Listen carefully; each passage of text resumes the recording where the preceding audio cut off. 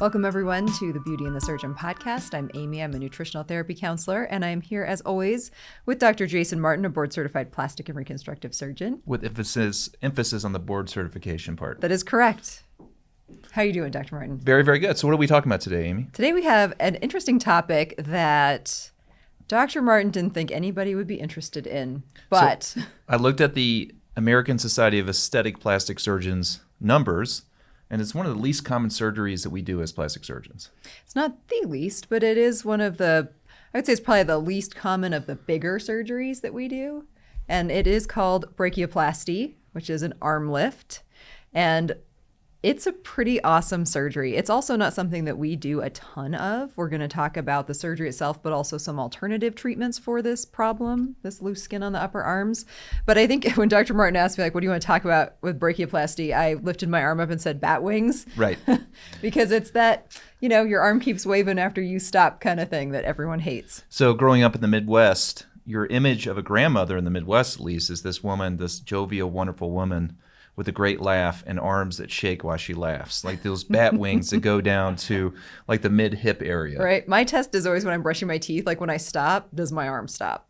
Right. Always just kind of subtly watching that in the mirror. So for a big majority of our population in the United States, arm contour as you age definitely changes. With weight loss, it changes. With weight gain, it changes. So this is a common problem. And I think one of the reasons that it's not commonly addressed with surgery is historically, at least, we've only had one answer or one bigger answer that does leave visible scarring. So, and we'll address all that through this topic, but that's been the drawback. Mm-hmm. And so most people just kind of live with what they got. Yeah, it's a trade-off for sure. And that's something that we tell all of our patients who are undergoing or considering this procedure, that there is a definitive answer for it. However, that definitive answer does come with a sometimes visible scar.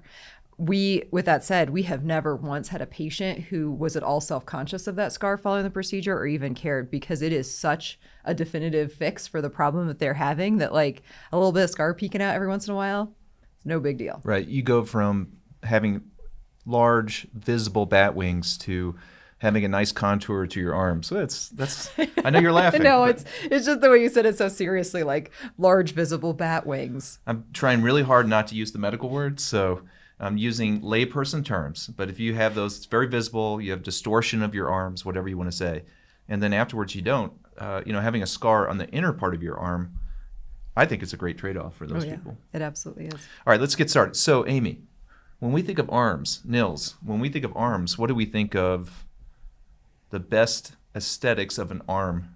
What person do you think of?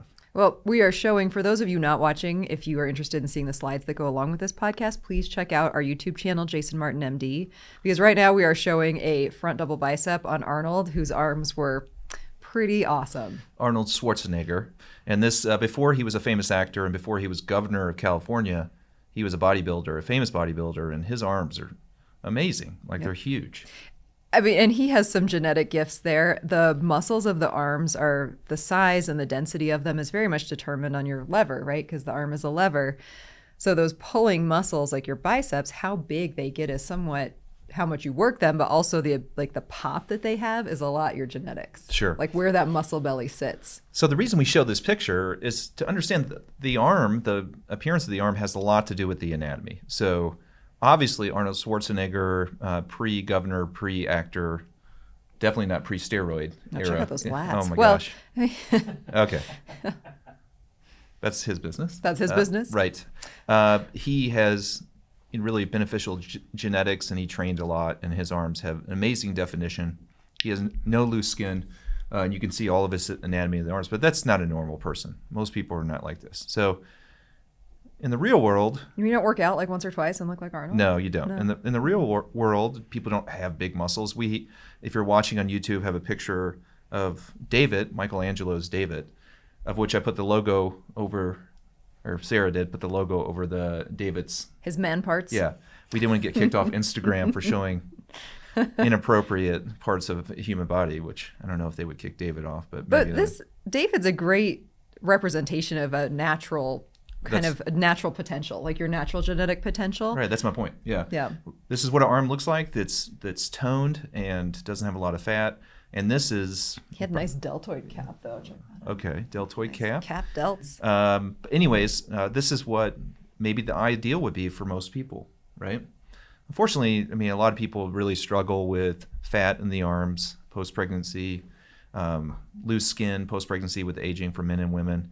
Even genetically, like where you store your fat on your body, like we've definitely had patients, young women who come in and just have kind of like abnormally thick arms for the size of their body. Right. Like they're just holding fat on that, on the back of their arm, on that tricep area is just denser and thicker fat. They have little legs, they have little torso, they are by no means overweight or ever have been overweight, but they still just have a higher density of fat back there.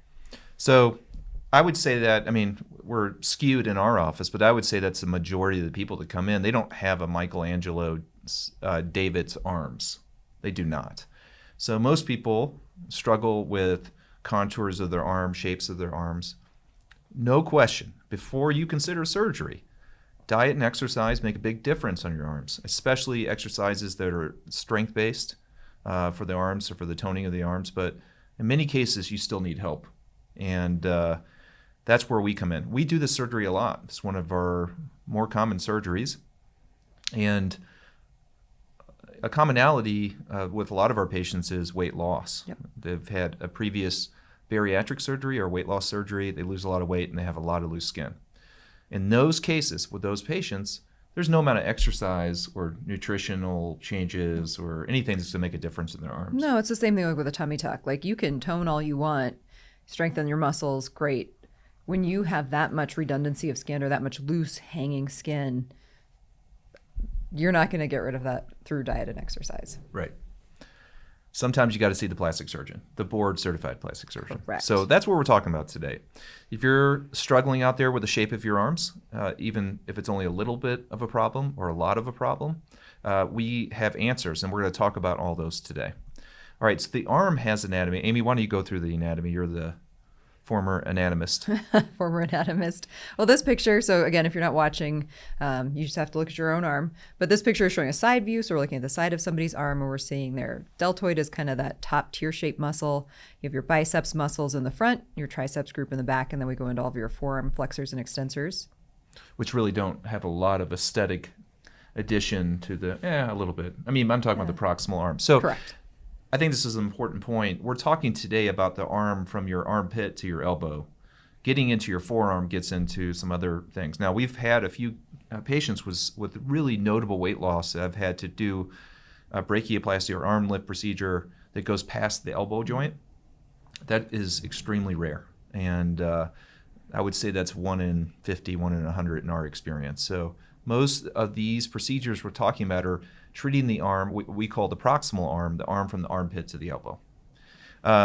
Again, looking on YouTube, and we highly advise people to follow us on YouTube too, you'll see what Amy was talking about. You have this biceps tendon, which is the Arnold Schwarzenegger biceps tendon, and the triceps, which is the back of your arms. And then you also have, if you're looking on YouTube, you have a bone and then these small little structures, which are actually veins, nerves, and arteries. And this surgery has potential to have problems. If you were ever to injure those veins, nerves, and arteries, you could have a real problem with the results, especially with the nerves. And I think everyone probably has hit their funny bone before, which is not hitting a bone at all. It's hitting that nerve bundle on that inside of the arm. So is that what's going on? Are you That's telling what's going me? on. Oh my gosh. Hitting that ulnar nerve. Yeah. Getting a zinger. Oh, I hate that. Right? It's the worst. It's like one of my worst things. Yeah, Now, so you can imagine though, or people with a carpal tunnel, all of the nerves that get down to your hand and wrist and arm and fingers are all coming from your neck ultimately, but they're traveling down through the upper arm. Right, and that's one really important point. I think most people understand this, but just to be really clear, the nerves for the functioning of your muscles, the nerves for sensation, run from your neck basically through your armpit, which we call brachial plexus, and down into your extremity or your arm. So they run along the axis of the arm, kind of in parallel with your bones. So fortunately, most of these nerves are deeper, at least in the arm, between the armpit and the elbow. When you get past that point, past the elbow, the nerves become more superficial, and this is where injuries can occur. And also use injuries like tennis elbow and things like that. Golfer's elbow. Golfer's elbow, yeah. So just tendonitis, wrist tendonitis. Tendonitis. what we're talking about when we talk about these nerves that we worry about, both nerves that control the muscles and nerves that control sensation, those are pretty well hidden, besides a few. Now, two of them, I'll say what they are, but it's not really contributory to helping people understand about the surgery, but the medial brachial cutaneous and the medial antebrachial cutaneous nerves give you sensation on the inner part of your arm. And you, with the surgery, you could affect those nerves in any type of variation of the surgery, even just liposuction alone. So you have to go to a board-certified plastic surgeon or someone who's very knowledgeable and experienced with these surgeries to make sure that you don't affect these nerves. If the nerves were to be injured, in most cases the nerve function would come back. That's called a neuropraxia in these kind of cases, but in some cases you could actually sever these nerves. Now, for our practice, we've never had that problem, but there are risks involved with this surgery. This is an educational podcast. It's about empowerment. It's about transformation. So you have to empower yourself before these types of surgeries and learn everything you can about the procedure. Yeah. And one other thing that we'll discuss in more detail when we talk about the specifics of the surgery is that you can damage some of these structures just by extreme swelling, which is why we use drains post-surgery for at least a few days, to make sure that you're not having pressure on those nerves or those, veins or vessels, like just from inflammation. Right. Injury to nerves can occur with blunt trauma. They can occur with sharp trauma, like cutting a nerve, and they can also occur with pressure. And especially in the extremities, which is really small in comparison to the rest of your body. If you get swelling there, you can have something in its extreme form called compartment syndrome. That's more of an orthopedic emergency, but in plastic surgery we deal with that. And so that's why any kind of procedure of your arm, swelling is a necessary thing to follow closely by the patient and the surgeon. All right. So, Amy, how do we know if we need a arm lift or brachioplasty? For most people, it's an amount of skin that you can pinch, like that's just skin, not grabbing your muscle. You can't just like grab onto the back of your arm and be like, oh my gosh, this all needs to go. Like you have to have some skin that hangs below the other musculature of the arm. Also, you have to have some, in most cases, you probably have some fat there too. Every now and then, we just get someone with skin alone, but that's unusual. We do, and that's usually in older patients, like women who are maybe over 60, who have never been overweight, but just have not great skin integrity. We talked a lot about the skin and how it functions in our podcast on research, which was great, and kind of talking about what goes on as we age in our skin. And for some women who have maybe not great skin integrity, we've had a few of those patients who just had skin. Not really any fat. Yeah, so why don't you go through that again, actually. Just revisit it from our previous episode on research we're into, but kind of go through why is it when we get older, why does the skin change? What happens? So the main thing that this was what was really cool about that research, is that they're finding is that the cells that are right there under our skin and in that fat that sits under it as well, stop functioning like they should. So they should be producing collagen, right? They should be going there and putting these factors in to continue to build and strengthen the skin, but instead they kind of get lazy. It's like they forget what their job is, and they basically just stop functioning. They just become a fibroblast. They don't put out collagen anymore. It's and like they my just kind of kids sit on there. On Sunday. They don't want to do homework. They don't want to do that. Yeah, they just want to sit around. YouTube. Or union worker. Yeah. So, and that's what happens. Your skin gets thinner. You lose collagen. You age. Also sun damage because the arms get exposed to sun. Yeah, photo damage is real. And then you get something called, medical word, local adiposity, or more fat. So fat combined with loose skin does not equal great arm contour. It doesn't. And that's something where, if you're young and listening to this, young and at a healthy weight, like keeping your muscles strong is going to encourage that bond between your skin and your muscle to be stronger. So hypothetically, as you age, if you're doing all the other right things and protecting your skin from the sun, from photo damage, living a healthy life, like there are things you can do to help maintain that bond stronger as you age. Right. And you've talked before, maybe not on the podcast, but with me, about sarcopenia. As you age, you lose muscle mass. That's one of the main problems here. I don't think people really understand that. They think, my family all had this, and that's probably true. There's a definite large genetic component, but there's a part that you contribute to, and that is muscle tone and muscle mass. Yeah, and just your general health. We're learning so much more about how genes express themselves. So the genes you were born with, even if they express themselves in one set way for lots of generations of your family, you can hijack that a bit by your healthy lifestyle factors. So doing things like maintaining a healthy diet, getting a lot of collagen building blocks in your diet, maintaining a good muscle mass. Like sarcopenia is real. I mean, that's a medical term because it is real and it happens to all people, but there are things you can do to counteract that. Increasing your protein intake as you age incrementally is really helpful. Like all those things can help. Like, right.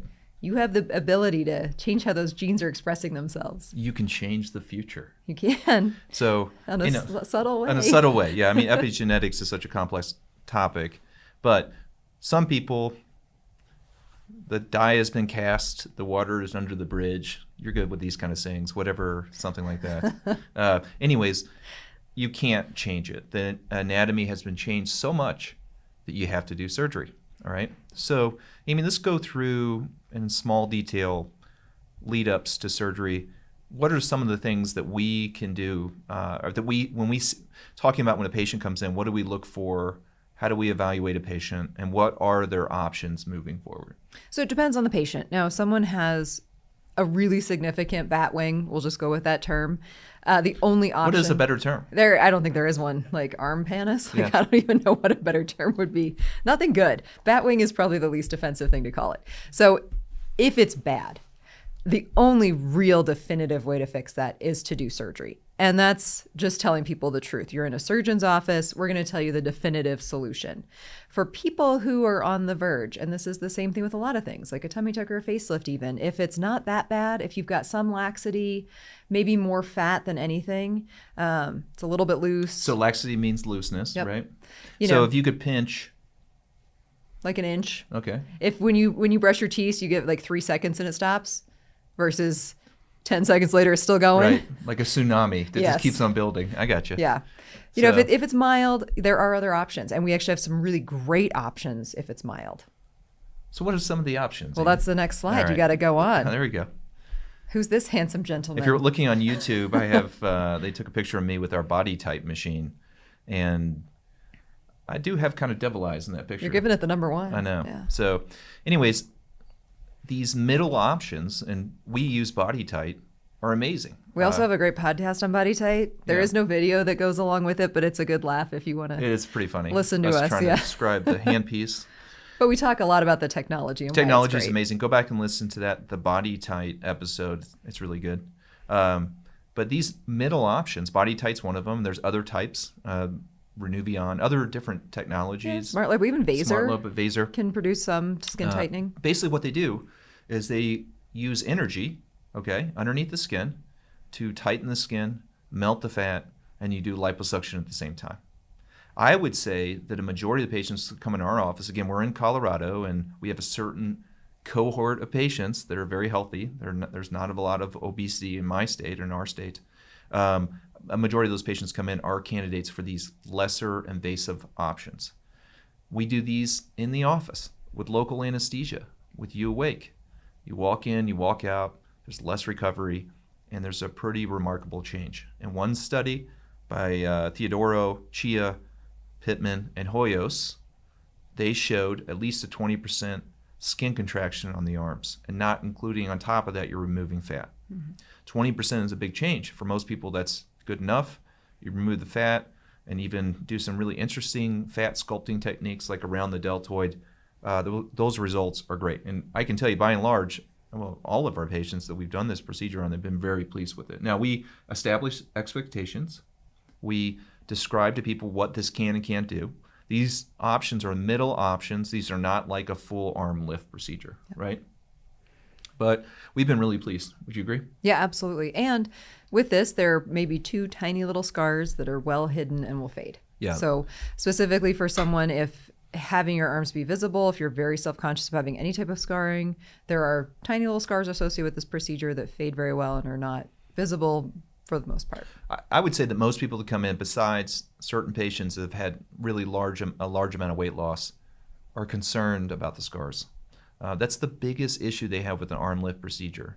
And when they find out that you have an option that it works well, it's not as good as a formal surgery or formal arm lift procedure, but it works really well with really good results and really minimal to no scarring or minimal scarring, they're bought in most cases. Yeah. But this is an honest educational podcast. And we're talking Amy. about brachioplasty Right. today. So I would say that people that really do have real problems with their arms, from the armpit to the elbows, these kind of technologies are not going to work. It's not enough. Yeah, they're going to want them to work. Right, but it won't. We're the office that does these all the time. But we tell people, hey, listen, don't waste your time. Just do the formal surgery if you're willing to do it. Yeah. And if not, then you maybe just need to accept that this is the body you've got and love it. We're all God's children, right? That's the way it goes.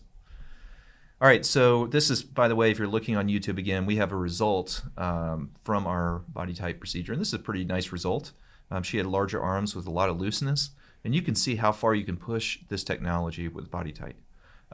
She would have also been a candidate for an arm lift procedure. She was truly in the middle, but she did not want the scar which goes from the armpit to the elbow. She did not want that scar, and she was really happy with the results. All right, Amy, so let's talk about those patients that come in that are candidates for an arm lift and really should get that. So we've talked about pinch and an inch. If you can do more than that, you have a notable amount of loose skin, bat wing, however you want to describe it. Let's go through the process of before surgery, during surgery, and afterwards. All right, so what do we do to work them up for surgery? Like from the beginning. Yeah, no. Sorry, I'm like, this is a very broad question. No, I know. Okay. Like, this is literally the world's broadest question. I'm just trying to say that we talk to patients when they come in. We bring them in for a preoperative clinic appointment. We take your photos. Yes. And then we talk to you about the risk and benefits, et cetera, et cetera. Correct. We also give them a lot of information on recovery. That's what I want to get to, right? That the recovery from this can be somewhat longer, right? Yeah, it's a long incision. So that is something to obviously be prepared for. It is not a hard recovery by any means. Right. I'm not saying a painful recovery, but the swelling, dealing with the surgery, it's not something that within a week you're back doing whatever you want to do. Would you agree with that? And not everything you want to do, and that's more due to the length of the incision. So you will have restrictions primarily about the usage of your arms for several weeks.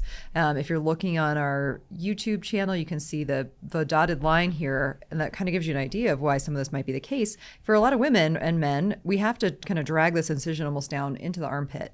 So you are limited in your ability for the first couple of weeks to have full range of motion with your arms. So lifting your arms straight overhead. That's what I was getting to. Yeah, pushing, pulling. Your functional movements are restricted because of the surgery itself. And that, I mean, it's your arms, so you can't get around that. That's true. Yeah. Yep. So when you come in, you're going to do the surgery. We talk to you about the risk and benefits. We give you all the, education you need beforehand. The surgery itself has many different types of incisions or surgical incisions. The most common type goes from your armpit to your elbow. There's other ones that are just in the armpit alone. That's called a mini brachioplasty. And there's an extended brachioplasty, which goes past your armpit down onto the side of your chest. The extended brachioplasties are pretty common for people that have lost a lot of weight, greater than 50 to 75 pounds.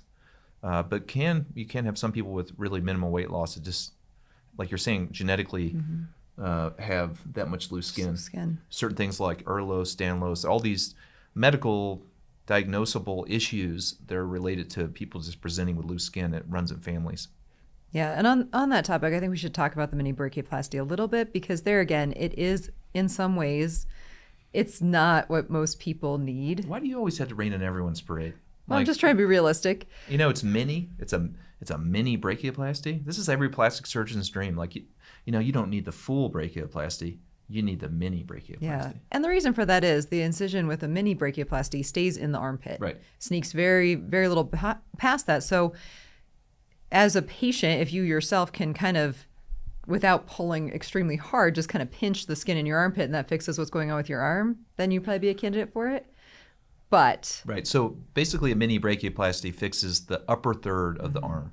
If you put your arm out at a right angle from your shoulder, and the stuff that droops is the third of your arm from your armpit going down towards your elbow, that near third, we call proximal third, then you probably are going to be a candidate for a mini brachioplasty. But even the mini brachioplasty alone is probably not enough to fix that, but we'll make it better. It'll make it better. And then what we do is combine it with energies like Body Tight or different types of technologies to make that even better. And that combination for some women really is good. Like if what you really have is more, a lot of women things like that bra fat or like kind of upper back laxity right there, it can help pull some of that in, and then in combination with some lipo and other things is a really great option. However, for most people who have a bat wing, it's going to require more than just that little pull. You can't pull hard enough from inside the armpit to affect the tissue way down the arm. And if you did, you wouldn't be able to move your arm. You wouldn't be able to lift your arm up over your shoulder, which if there's one thing from the surgery you don't want to do is minimize your ability to lift your arm up over your shoulder. Like, you would never be able to brush your hair. Right. You're never washing your hair again. No washing your hair. Everything in your house is now at waist height. Your CrossFit person would be so angry with you. So most people do not have only the loose skin of the upper part of the arm, right? So they have it from their armpit going down to the elbow, and it usually gets better as you get closer to the elbow, but it's still kind of dipping into the elbow itself. So you need the surgery. Yeah, that incision, if you put your arm out, if you're listening, put your arm out at a right angle from your body, that incision goes from your elbow to your armpit. Now, if you flex your biceps, which is hard for me not to flex my biceps. Because they're just so swole? They're so swole. All right? If you flex your biceps, you can feel the biceps on top and the triceps on bottom when your arm is out at a right angle. That demarcation, that crease that is between the biceps and the triceps is kind of where you make your incision. Yeah. So if your arm is at your side and your palm is facing in and it's just, resting at your side, if you kind of pinch your bicep away from the body where your thumb is where that incision is going to be. Again, you can look on YouTube and see, this is a terrible drawing because this is not actually where the incision would be, but you get the idea. But I like its graceful hand. Yeah. Like it's very pretty, graceful hand. It's doing I'm not really sure what that was. But anyways, the scar is somewhat hidden on the inside of your arm. So if you were to wear something that exposed your entire arm and your arms were down in a normal functional position, or even cross your chest or straight out in front of you, you wouldn't see it. You would have to literally rotate your shoulder out, and you would be able to see the scar at that point. And that's why with the surgery, it's not like you're putting a scar that's so evident all the time. Right. For the most part, people are not going to see it, even with short sleeves on. It does fade really well. That area on the inside of the arm doesn't tend to be one that gets a lot of sun exposure, so the scar tends to heal nicely and fade really quite well. The one issue that you can get into is if you do have to have that more extended brachioplasty where it comes past the elbow joint, there's just so much articulation of that scar that it can sometimes be a little bit more noticeable and thick right there. And that's a good trick. I mean, for people who really have that much redundancy of skin, it's an acceptable trade-off. Because you can't just tighten the upper part of the arm and have loose skin at the elbow. No, it would look weird. Yeah. Any incision or scar that crosses a joint always has the potential for worse scarring just because of the tension that's there. And movement. It's just getting constant movement. Yeah. This is a result, actually. If you're watching again on YouTube, we have a result there. You can see it's a pretty amazing result. If you think about a brachioplasty or arm lift, almost always I'll do liposuction with it and then take out the loose skin. I tend to put my incisions or my scars, if we talked about the crease between your elbow and your armpit, I took my scars going back toward the back of your arm a little bit more to actually really hide them more when your hands are down or in a normal position. So you have to liposuction in most cases, and then you'll take off the loose skin. The liposuctioning part actually helps with the surgery. Not to get too technical in this discussion for people considering the surgery, but the liposuction portion helps you with removing the loose skin and also not injuring those nerves we talked about before, those sensory nerves, the medial brachial cutaneous and the medial antebrachial cutaneous nerves, which supply sensory in the inner part of your arm, the upper arm. Have we ever had a patient with complaint of numbness in those areas? No. Ever? No. That's amazing for all the surgeries we've done. Yeah. So you go into surgery. It takes me about maybe at the most an hour and a half. In some cases, I can do it with you just with sedation alone and do the surgery with some what we call tumescent fluid, which is fluid with lidocaine in it. a lot of times people do other surgeries with this, especially weight loss patients. So you'll get general anesthesia and the surgery will be extended. It's a great surgery to combine with other things, like a breast lift or a tummy tuck or something like that. Yeah, combining your downtime is always good, especially for upper extremity things, because our arms are important. If you're considering surgeries that would limit your range of motion on your arms, it's good to get those done at the same time, which we've talked a lot about recovery from breast surgeries. And again, you do have some restrictions with arm movement after a breast surgery. So a lot of women do choose to combine upper torso kind of stuff together. Yeah. But you kind of downplay surgical time. You've never done a full brachioplasty in an hour and a half. Like, there is a lot of suturing. Wait, no, are you challenging me? Oh, I think you could. I'm just saying you have not. Historically, these procedures take closer to 3 hours. So for anyone listening, there is real surgical time, and then there's surgeon's surgical time. So we have a tendency to underestimate. Yeah, this will take me like 20 minutes. Sure. 2 hours later. In my mind, it was 20 minutes. Right? I get so into it. Goes I fast. lose track of time. I get in my flow state, You do. Ryan Doris talked about. Yes. But the reason for that is you think about it, this is basically like the scar length of 2 tummy tucks. For most people, our arms are long, Right. So that's a good amount of like scar length. And Dr. Martin is fastidious about his scars looking perfect. So it's a lot of suturing. Right. And I don't know if we have a slide that kind of shows any more of the anatomy like during. Oh, so that's a great one. There's one of the scar. Scar itself, Yep. yeah. Yeah.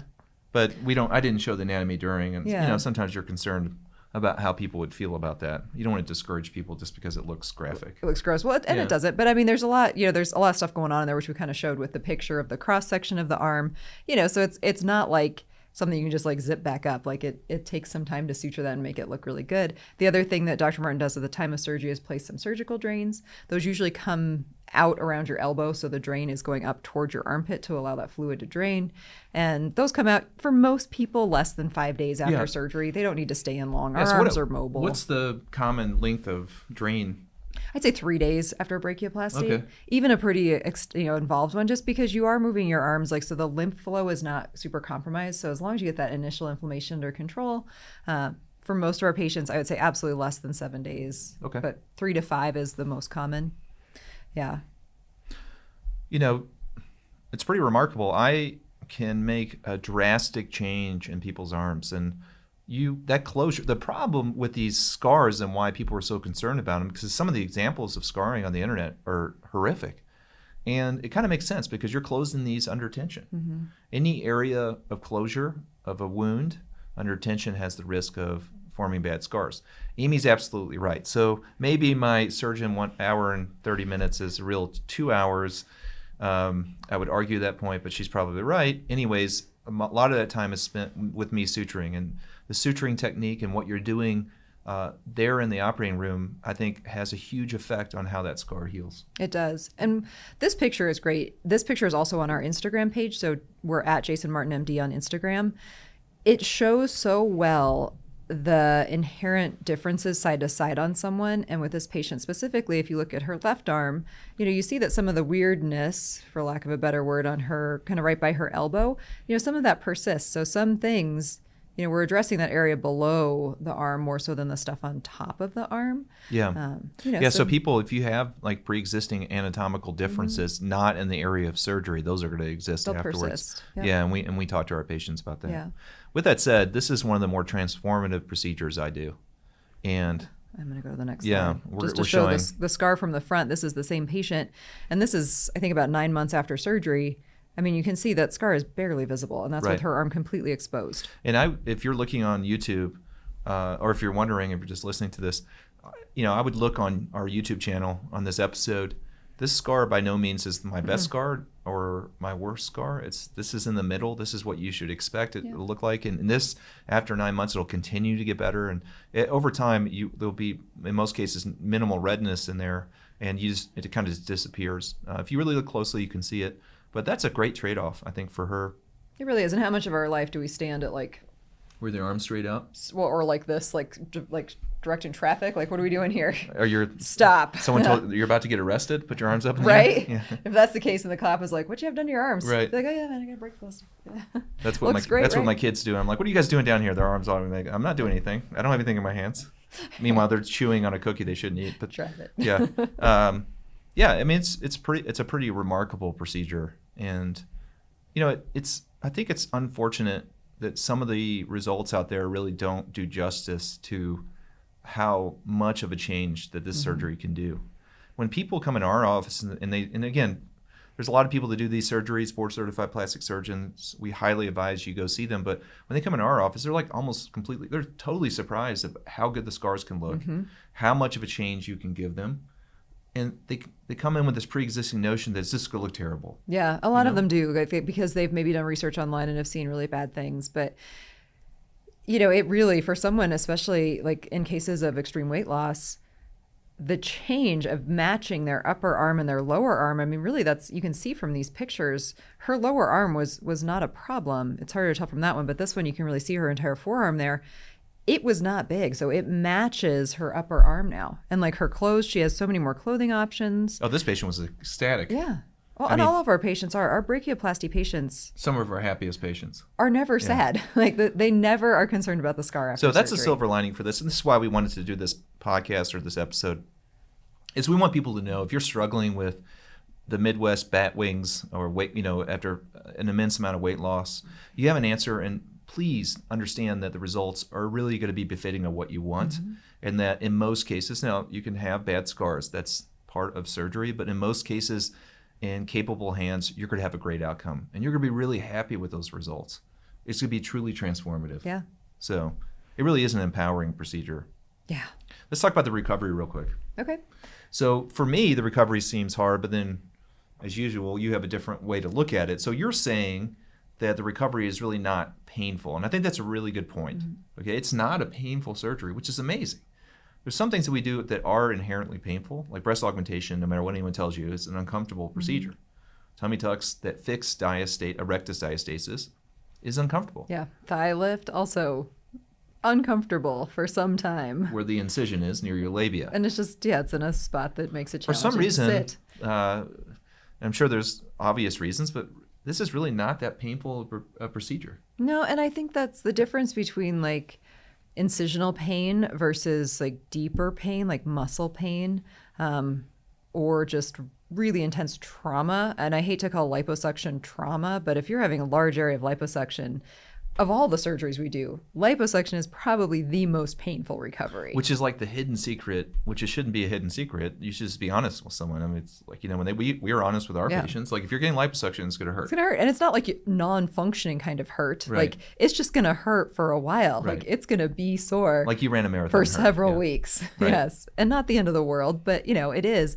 Whereas with a brachioplasty, and a lot of that has to do with just the fact that your arms are mobile, even if you're not using them extensively after surgery, they are still moving. They have good drainage. I think the one thing that some patients get into a place where they get some uncomfortableness is they get some swelling in their lower arm. And that's usually an issue of them wearing a compression garment that's a little too tight on their upper arm, and or spending time with their arms like straight at their sides like a mummy, like arms down. It's like if you've been hiking for a long time and all of a sudden your hands are really swollen, like you gotta get your arms up, like let some of that fluid drain back down. Yeah. I mean, putting your arms in a dependent position or down with gravity, the swelling fluid is going to pool up in your forearms and your hands. Yeah, and it does. And that can be a little disconcerting to people. But, you get one of the great tips, like if you are recovering from a brachioplasty, we do generally recommend that you sleep on your back, just so you're not sleeping directly on one side versus the other. And that's mostly just for your own comfort. But if you prop pillows kind of up under your arms to keep them slightly elevated, instead of just like letting them hang at your sides or be flat against your sides, it's a lot more comfortable. Right. So there's good tips there, that just, you kind of prop them up. And we do have you wear some type of like gentle compression on your arms once your drains come out. We wrap you right after surgery. So after the surgery's over, Dr. Burton wraps you with an ACE wrap. That stays wrapped like that until your drains come out. You also can't shower till your drains come out, which is usually just a few days. And like you said, most people do combine this with other procedures. So 3 days without a shower is, when you're in a drug-induced haze, not so bad. Once the drains come out, you can shower, you feel pretty good, like you're moving your arms. Like, yeah, they're gonna feel tight, but that's really most of what people complain about is just tightness. Right. Movement after surgery is important. That increases the lymphatic flow. Walking increases lymphatic flow and decreases the swelling. The swelling is really what bothers people the most. And swelling discomfort is a lot different than sharp pain. And most people are okay with swelling discomfort, but there's a few patients we've had it really does bother them. And that can persist for weeks and even months. You can have some sense of swelling in your arms. But in most cases, within a couple weeks, that swelling's down. How long does it take for that scar to mature? Which is really the big issue for most people, because even with a swollen arm after a brachioplasty, it's an amazing transformation. It's still way smaller than it was And people are before. super pumped up. Yes. But how long does that scar take to really heal?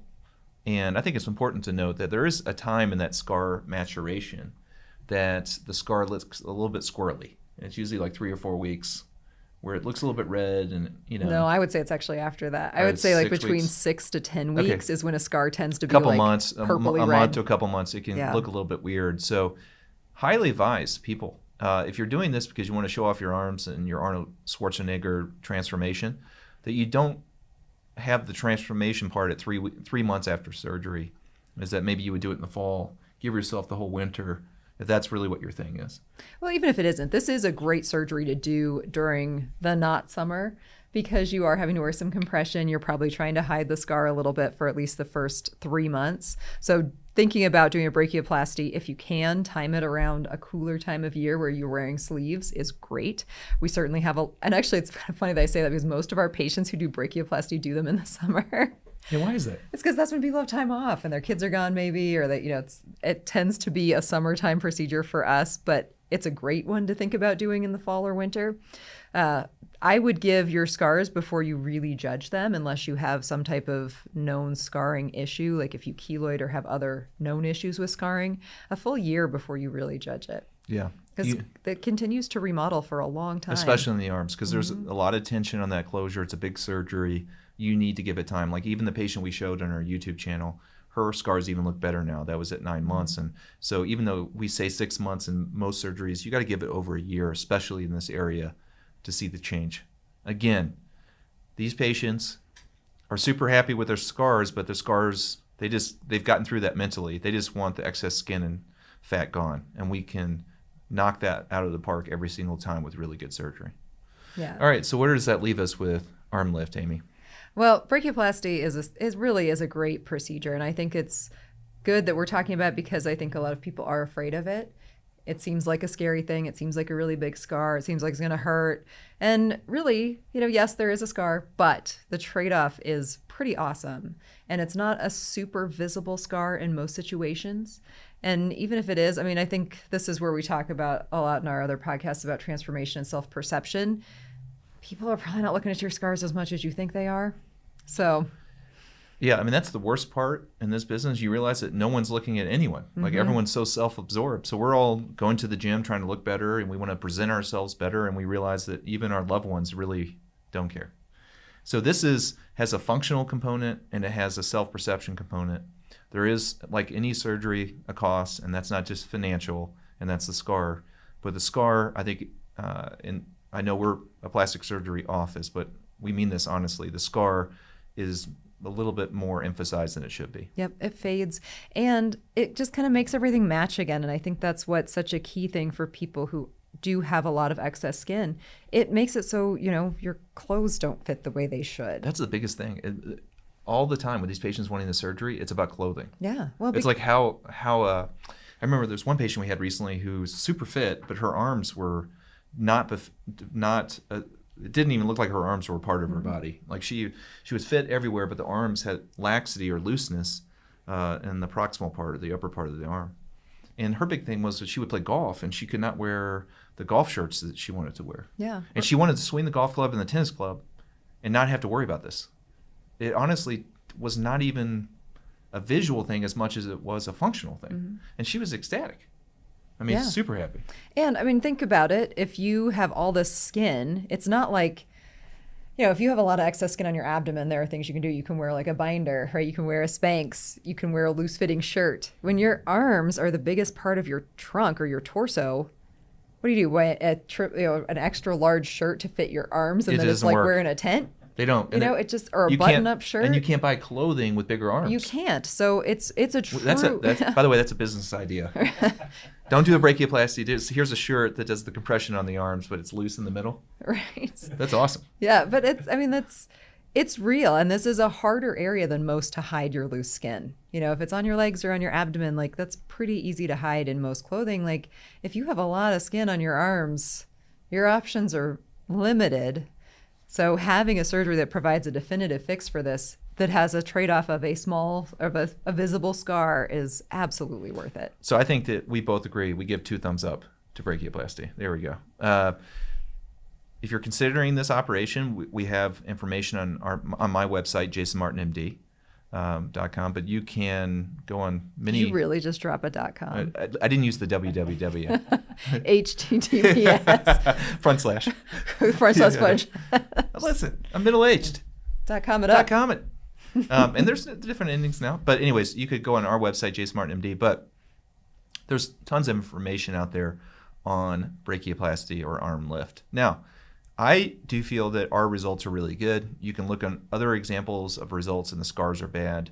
I'm not sure what happened in those cases, and I'm not going to comment on that. But if you go to someone who does these on a regular basis, you should be very, very confident that your results will be great, that your scars will heal fine, and that you're going to have a huge transformation. That's what's most important out of this episode today. What else, Aim? That's it. So be sure to follow us on Jason Martin MD. We're at Jason Martin MD on Instagram and also on YouTube. Our YouTube channel definitely has videos of our podcast, but we also have videos of other things. So we would love it if you'd follow us, share us, like us, give us topics, shoot us a DM, all those things. Yeah, give us a direct message. We want to know what you want to hear. This podcast has continued to grow in terms of its following and also its the analytics associated with the podcast. So clearly people are listening to this. So send us your request. We want to do episodes that you want to listen to. And again, if you need information, go on jasonmartinmd.com. .com. .com. That's Thank you. com.com.